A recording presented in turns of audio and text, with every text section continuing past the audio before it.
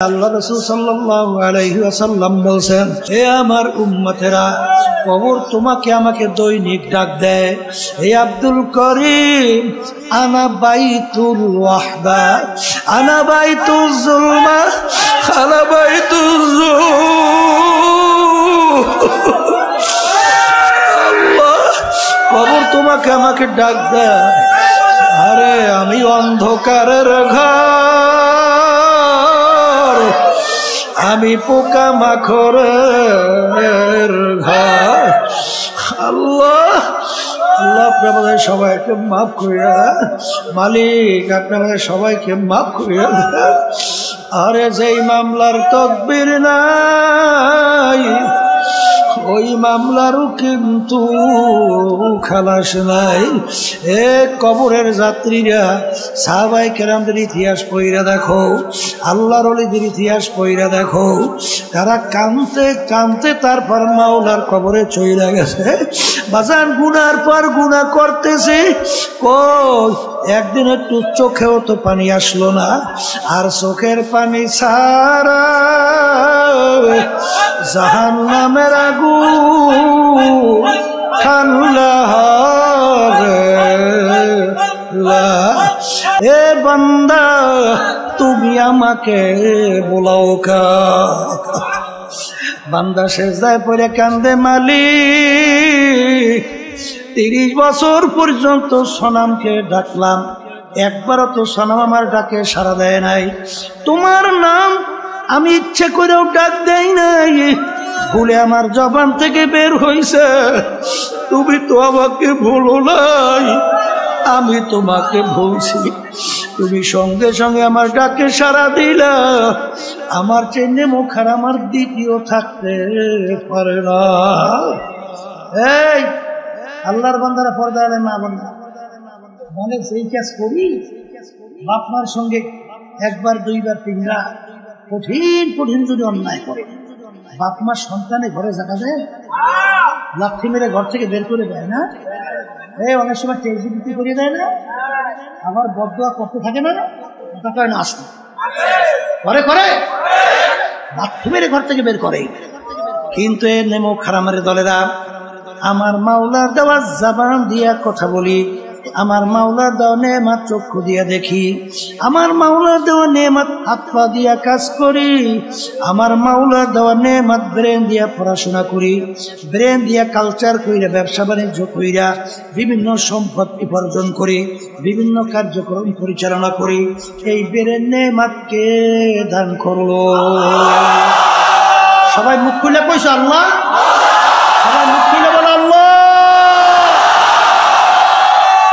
নেয়ামত কে দান করছে? হ্যাঁ, আল্লাহু আকবার, আল্লাহু আকবার। এই আল্লাহর বান্দারা, কবরের যাত্রীরা, বাজান একদিনও কি চিন্তা করছো?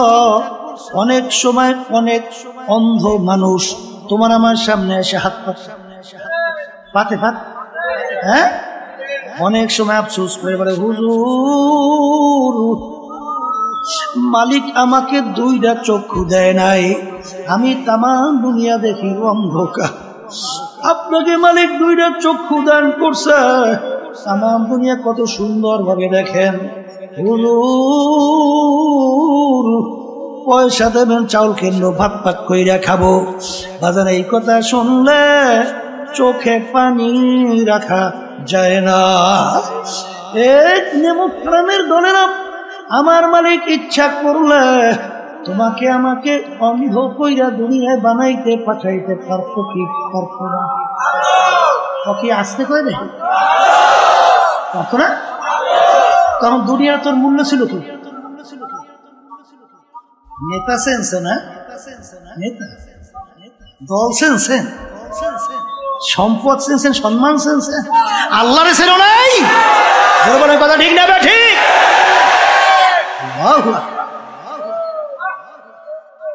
এক কবরের যাত্রীরা সই না রাখো, আজকে দল চেঞ্জ, দলের নেতা নেত্রী চেঞ্জ। আমি কোরআনুল কারীমের ভিতরে মালিক কি বলছেন শুনে রেখা যায়, মানবেন কিনা জানি না।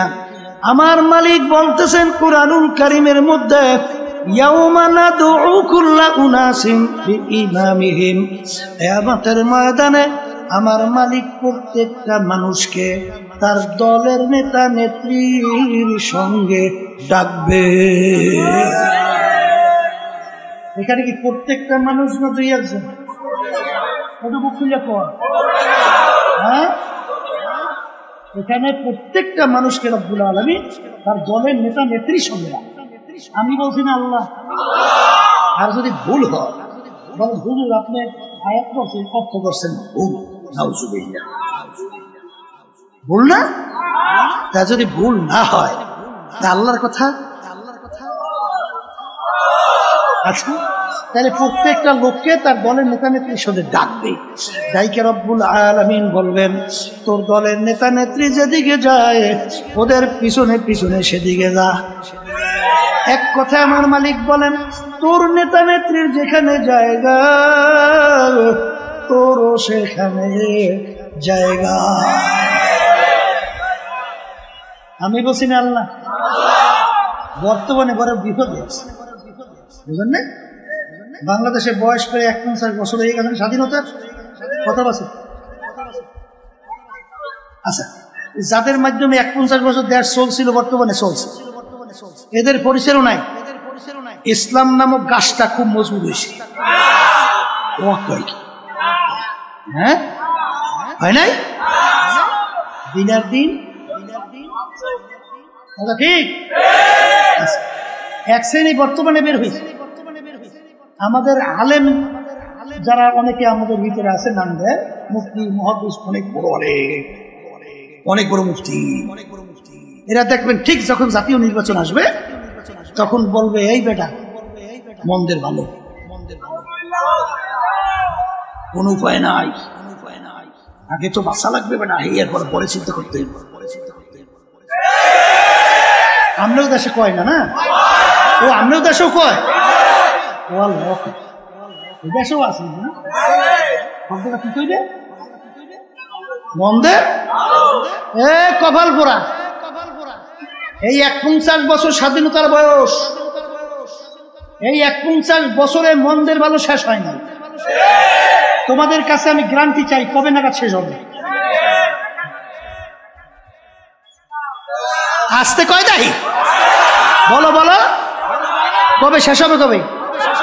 তা যদি গ্যারান্টি দিতে না পারো, তাই ইসলাম নামক গাছটা মজবুত হবে কবে?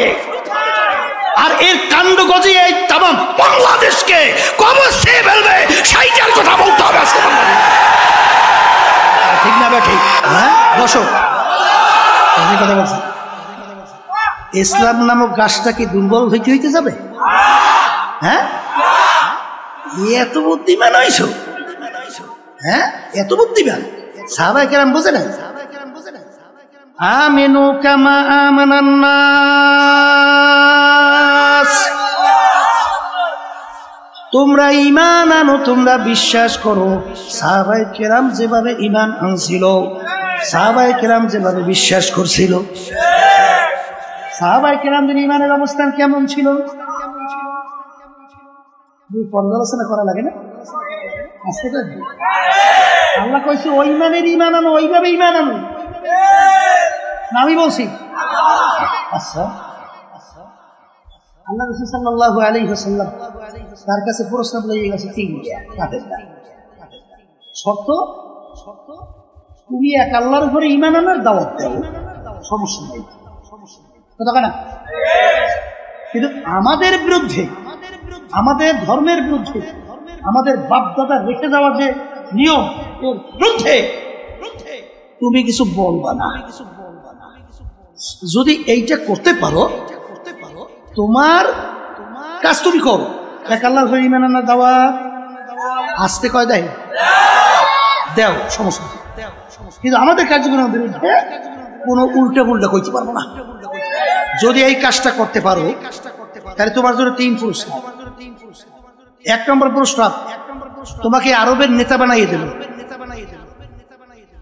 মানে প্রেসিডেন্ট, আমাদের দেশে যেটা বোঝেন। আরবের কি এক কথায় বাদশাহ, কি বানাইবে? আমাকে দেশের ভিতরে আল্লাহ মাফ করুক, আমি যেটা দেখি শুনি সেইটা বলি। মেম্বারের জন্য ইমান যে কয়বার বিক্রি করে, চেয়ারম্যান হওয়ার জন্য কয়বার যে ইমান বিক্রি করে আর কেনে আর বেছে, আর এমপির জন্য তার কথা আমার মুখে বাইরেই দিয়েছে।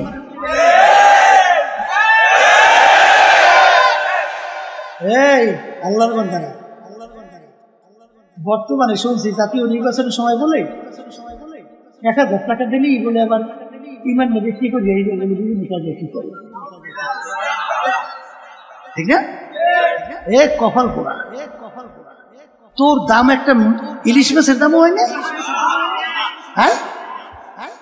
তোর একটা ছাগলের দামও তোর দাম নাই, তোর ইমানের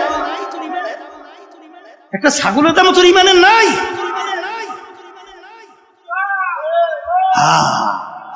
আমিনু কামা আমানান নাস, ঈমান আনো সাহাবায়ে কেরাম যেভাবে ঈমান আনছিল। 1 নম্বর বাদশা বানাই দিল, 2 আরবের ভিতরে সবচেয়ে বড় ধনী বানাই দেব, বুঝলেন নাই? এই টাকা পয়সার জন্য, সম্পদের জন্য কতবার ইমাম বেঁচে আর কেনে আর তামসা করে না। 3 নম্বর প্রস্তাব, আরবিদের সবচেয়ে সুন্দরী মেয়েটা তোমার জন্য বিবাহের ব্যবস্থা করবে, এই জন্য তো সব পাবে, আসতে পারে। যতদিন সব পাল্লাপাল্লি মারামারি কাটাকাটি, এই খুব খারাপি গুম সবাই এগুলো অন্য কিছু, এই 3টের জন্য। হ্যাঁ, আল্লাহ রাসূল সাল্লাল্লাহু আলাইহি ওয়াসাল্লাম ওদের এই প্রস্তাব মানছে না? হ্যাঁ, আল্লাহ রাসূল সাল্লাল্লাহু আলাইহি ওয়াসাল্লাম বলেন, হে কাফেরেরা, আরবের রাজা বানাবি আর ধনী বানাবি, সুন্দরী মেয়ের বিবাহের ব্যবস্থা করবে। শোন, যদি আকাশের ভিতরে চাঁদ দেখো না, চাঁদ ওইটা যদি আমার এক হাতে আর এক হাতে সূর্য নামাইয়া যায়, অসম্ভব। তারপর আমি এক আল্লাহর পরে ইমান আনার দাওয়াত এবং তোদের অন্যায় পক্ষে আমি বলতেই থাকবো। আর বর্তমানে একদল বেরিয়েছে, আল্লাহ মাফ করুক, আমরা অনেকে হুজুর দাবি করিয়া ফাসেকদের এমন ভাবে প্রশংসা শুরু করে, মনে হয় যেন আল্লাহর ওলি এখন মাত্র আসমান থেকে নাযিল হয়েছে। হাদিসের ভিতরে আসছে, আল্লাহ রাসূল সাল্লাল্লাহু আলাইহি ওয়াসাল্লাম বলেন, যখন ফাসেকদের প্রশংসা করা হয়, রব্বুল আলামিনের আরশ থরথর করে কাঁপতে থাকে।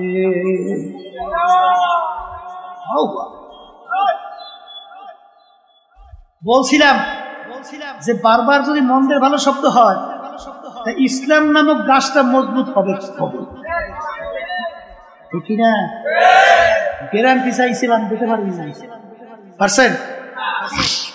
এই যে আল্লাহর কুতুব ফজলুল করিম রাহমাতুল্লাহ আলাইহি, রব্বুল আলামিন, তার ভিতরে আল্লাহ রব্বুল আলামিন ইলহাম, কথা ঠিক না? ঠিক, আল্লাহ রব্বুল আলামিন ডাইলে দেশে অন্তরের এমন এক কায়দায় আল্লাহর কুতুব পরিবেশ তৈরি করে রাখছেন।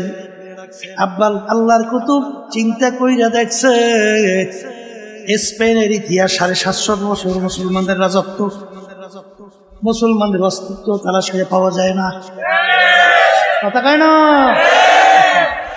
হে আল্লাহর বান্দারা, পর্দা আলেম মা বোনেরা, না আমেরিকা না লন্ডন সে হুরফাত, আমি মস্তে মদিনা করু খুদায়া।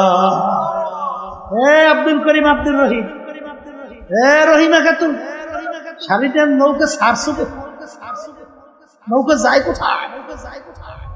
তোমার নৌকা আমেরিকা লন্ডনের ঘাটে ঘাট দিবে না আল্লাহর হাবিবের রওজা মুবারকের পাশে মদিনায় ঘাট দিবে? চিন্তা ভাবনা করে নৌকা চালা, কথা কয় না? মান তাশাব্বাহা কওমিন ফাহুয়া মিনহুম। এই দুনিয়ার ভিতরে যেভাবে তুমি যার সঙ্গে সম্পর্ক রাখবা, যেই দলভুক্ত হইয়া চলবা, যেই দলের নেতা নেত্রীকে নেতা নেত্রী মানবা, আল্লাহর রাসূল বলেন কিয়ামতের ময়দানে তুমি ওই দলভুক্ত হইয়া উঠবা এবং ওই দলের নেতা নেত্রীর সঙ্গে তোমার হাসর হইয়া যাবে। যার সঙ্গে যার মোহাব্বত তার সঙ্গে তার কিয়ামত। বলেন, যার সঙ্গে যার মোহাব্বত তার সঙ্গে তার কিয়ামত। কথা ঠিক কিনা? সাহাবায়ে কেরামদের ঈমান কেমন ছিল?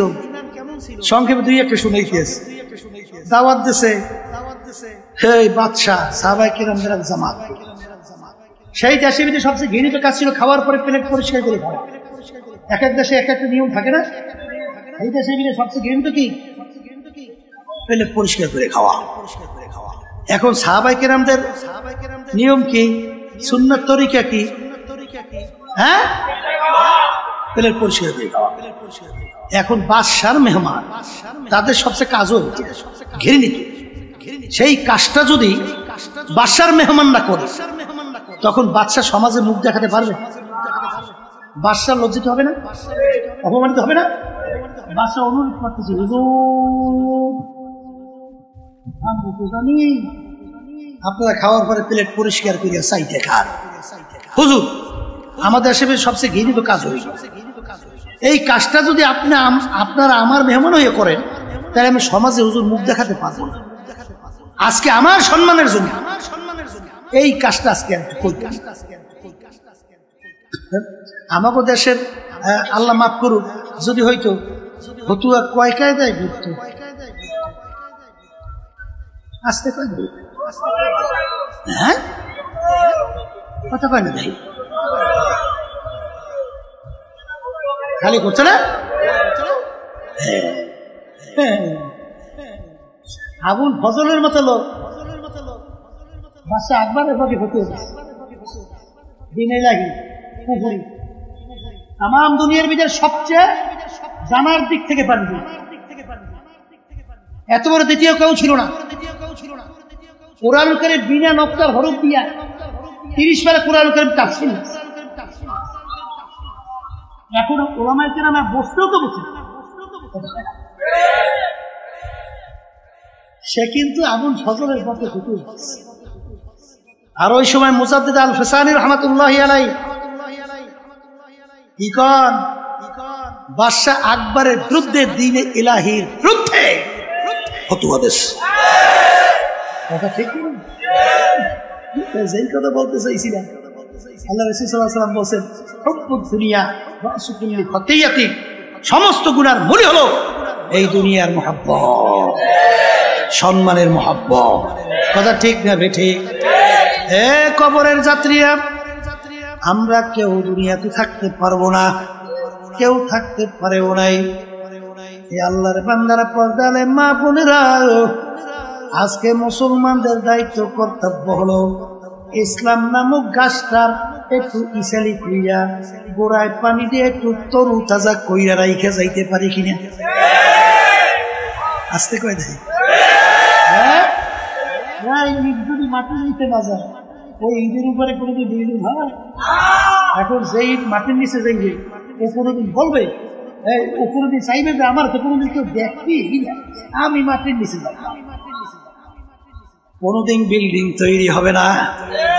তোমার আমার মতো যদি ইসলামের নামক বৃক্ষটা আজকে রোপণ কইরে একটু চারাটা একটু সেলি কইরা একটু পানি দিয়া সতেজ কইরা রাইখে যাইতে পারি, আল্লাহ ভালো জানে, বলতে পারি না কবে কি হবে।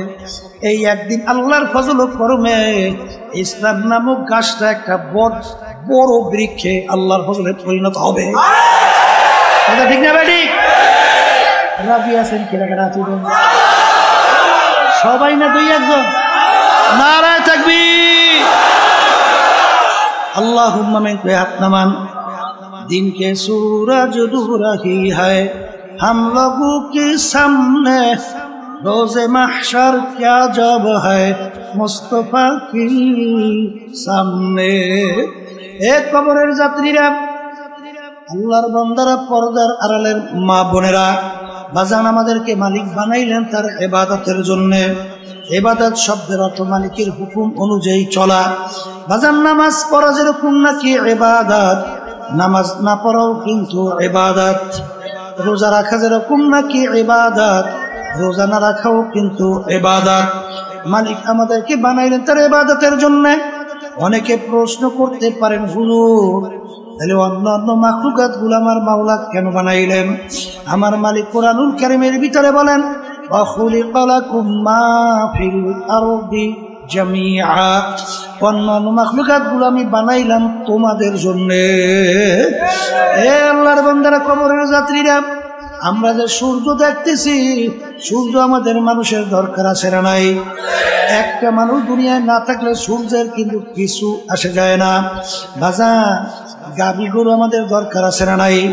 একটা মানুষ দুনিয়ায় না থাকলে গাভী গরুর কিন্তু কিছু আসে যায় না। বাজান হালি গরু আমাদের দরকার আছে, গাছ আমাদের দরকার আছে না? একটা মানুষ দুনিয়ায় না থাকলে গাছের কিন্তু কিছু আসে যায় না।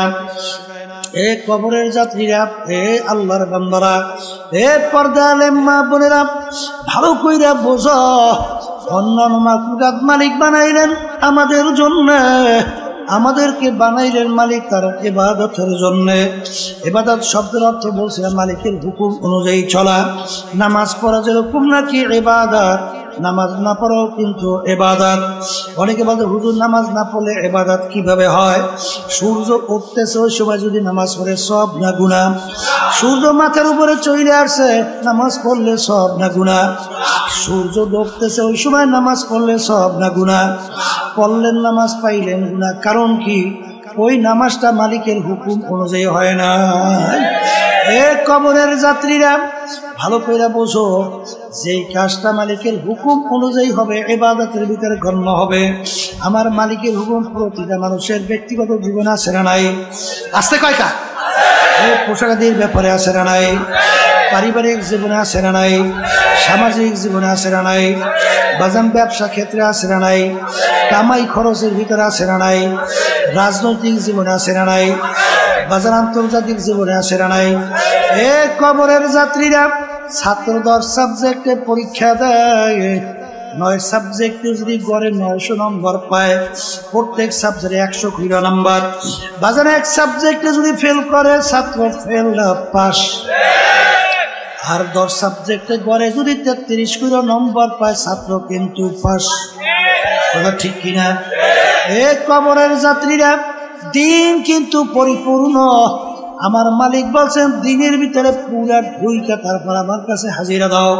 কিছু মানবেন, কিছু মানবেন না, ছাত্র কিন্তু পাস করতে পারবে না। এই জন্য আমার ভাইদেরকে বলবো, পর্দারে মা বোনদেরকে বলবো, গাভী বানাইলেন মালিক আমাদের জন্য। আমার মালিক তোমার আমার দিকে তাকাইয়া তাকাইয়া বলেন, আব্দুল কারিম ও রহিমা খাতুন, আমি তোর বিচার চাইয়া চাইয়া দেখি। তুই গাভী গরু পালো, বাচ্চা হবে, বংশ বিস্তার লাভ করবে গরু, দুধ হবে, তুই দুধ খাবি, তৃপ্তি লাভ করবি। আমি তোর বিচার চাইয়া দেখি, তুই গাভী গরুটা এখন বাচ্চাও দেয় না, দুধও দেয় না। তুই কি করলি? গাভী গরুটাকে তুই ফালাইয়া দাও নাই, ছুরি ধার করলি, গাভী গরুটাকে শোয়াইলি, জবাই করে চামড়া খুইলা গোস্ত পাক করে নিজে আত্মীয় স্বজন নিয়ে খাইলি। খা বন্ধান, আমি তোর জন্যই বানাইলাম। আম গাছ বানাইলাম আম খাওয়ার জন্য। আম লাগাইলে আম হয় না, আমি তোর বিচার চাইয়া দেখি। আম গাছ কাটলি, তক্তা তৈরি করলি, বাকি অংশ লাকড়ি তৈরি কইরা আগুন জ্বালায় ভাত তরকারি পাক কইরা খাইলি। খা বন্ধা, আমি তোর জন্যই বানাইলাম। তোদেরকে আমি বানাইছিলাম আমার ইবাদতের জন্য। আমি তোর বিচার চাইয়া চাইয়া দেখি। ফজরের সময় মুয়াজ্জিন তোকে আমার পক্ষ থেকে ডাকে, আসসালাতু খায়রুম মিনান নাওম, ঘুম হইতে নামাজ ভালো। তুই নাকটাই না ঘুমাও, তুই আমার হুকুম পালন করতে মসজিদে যাও নাই, তোকে আমি ফজরে আমার ইবাদতে পাই নাই, জোহরে ডাকলাম তোকে আমি পাই নাই, আসরে ডাকলাম পাই নাই, মাগরিবে ডাকছি পাই নাই, ইশায় ডাকলাম পাই নাই, হারাম হালাল তো মিস কইরা খাইতে চলতে বললাম খাও নাই চলো নাই, আরে জুলুম করতে মানা করলাম ছাড়ো নাই, মিথ্যা কথা বলতে মানা করলাম ছাড়ো নাই, বেপর্দা চলতে মানা করছি বেপর্দায় চলছো পর্দা করো নাই, এক কথায় তোকে আমি ইবাদতে পাই নাই, এখন তোর বিচার তুই কর, তোকে আমি বানাইছিলাম ইবাদতের জন্য, এখন তোকে মানুষ জবাই করে খাইবে তাও তো জায়েজ রাখি নাই, এ বান্দা বান্দি তোর বিচার কর, তোকে এখন আমি কোন কাজে লাগাবো ভালো করে যাই না রাখিস, আমার একটা কাজ আছে, আমার একটা চুলা আছে, ওই চুলার নাম হলো জাহান্নাম,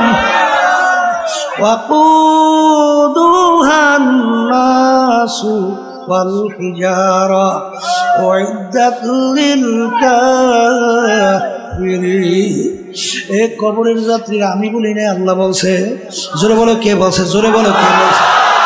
আমার মালিক বলেন শুইনারা, তোর মতোই নাফরমানের আমার জাহান্নামের আগুন জ্বালাইতে হাজালি লাগবে। আল্লাহ আপনি আমাকে আমাদের সবাইকে মাফ করে। কবরের যাত্রীরা আসলে তোমার আমার চিন্তাও নাই, চেষ্টাও নাই, চোখেও পানি নাই। বাজান ইতিহাস পড়িরা দেখো, আল্লাহু আল্লাহ মুসা আলাইহিস সালাম রওনা করলেন আল্লাহর সঙ্গে দেখা করার জন্য। পথের পাশে দেখে একটা পাথর যার যার কাঁদতে আছে। মুসা আলাইহিস সালাম বলে, পাথর তুমি কেন কান্দ? পাথর বলে, জামানার নবী মুসা কোথায় রওনা করছে? মালিকের সঙ্গে দেখা করার জন্য। পাথর ডাক দিয়ে বলে, হে জামানার নবী মুসা, আপনি একটু আমার কথা মালিকের কাছে বলিয়েন যে অমুক জায়গায় একটা পাথর তোমার ভয়, তোমার জাহান্নামের ভয়, কানতে কানতে নহর জারি করছে। পাথর তোমার জাহান্নামের আগুন থেকে মাপ চায়।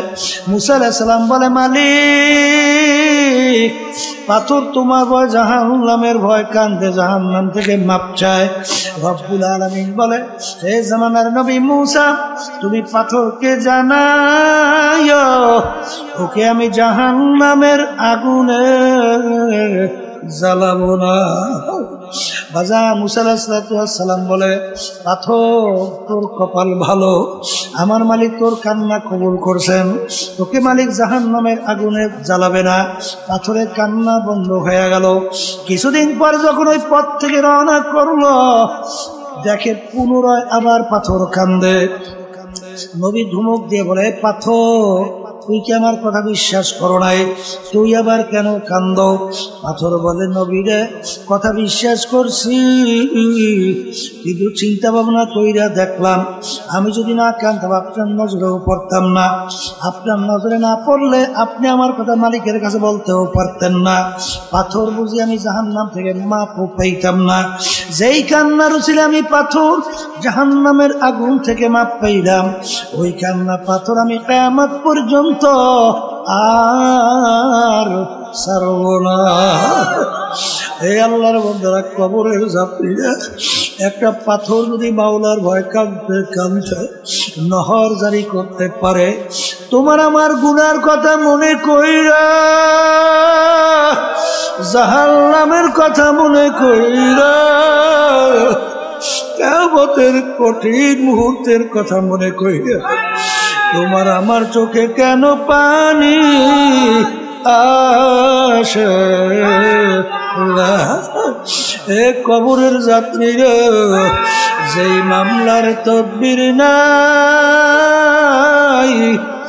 ওই মামলারও কিন্তু খালাস ভাই। এ কবরের যাত্রী, আল্লাহর বান্দারা, বাজা কোন সম্পদের পিছনে পড়ছো, কোন সম্মানের পিছনে পড়ছো, কোন দলের পিছনে পড়ছো, কোন নেতা নেত্রীর পিছনে পড়ছো রে বাবা? আরে বাংলাদেশের কত ঘটনা মাঝে মধ্যে মালিক দেখায়। কিছুদিন আগে বাজান যমুনা গ্রুপের মালিক বাজান করোনা ভাইরাস আক্রান্ত হইল, যখন শ্বাস টানতে ছাড়তে পারে না, বাংলাদেশের ভিতরে উল্লেখযোগ্য ধনীর ভিতরে একজন ডাক দিয়ে ডাক্তারকে বলে, ডাক্তার তুমি যদি আমার শ্বাস টানা ছাড়ার ব্যবস্থা করতে পারো, কলম কাগজ নিয়ে আসো, সমস্ত সম্পদ তোমাকে আমি লিখে দেব, তবু তুমি একটু আমাকে শ্বাস টানা ছাড়ার ব্যবস্থা করে দাও। আর ডাক্তার শ্বাস টানা ছাড়ার ব্যবস্থা করতে পারে নাই। এ দুনিয়াদার পাগল, কখন কোন সময় কিভাবে মালিকের পক্ষ থেকে ডাক আসবে তোমারও না জানা নাই, আমারও কিন্তু জানা নাই। বাজান কয়েক মাস আগে শুনছো, আরে ঢাকা সদরঘাট থেকে লঞ্চ ছাড়লো বরগুনাগামী, বাজান পানির ভিতরে লঞ্চে আগুন ধইরা গেল। এখন ছেলে মোবাইল কইরা বলে, আব্বাজান দেখা হবে কিয়ামতের ময়দানে।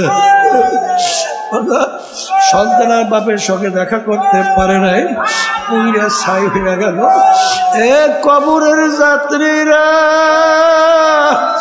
এত টাকা রাখবা কোথায়, কাপনে যে পকেট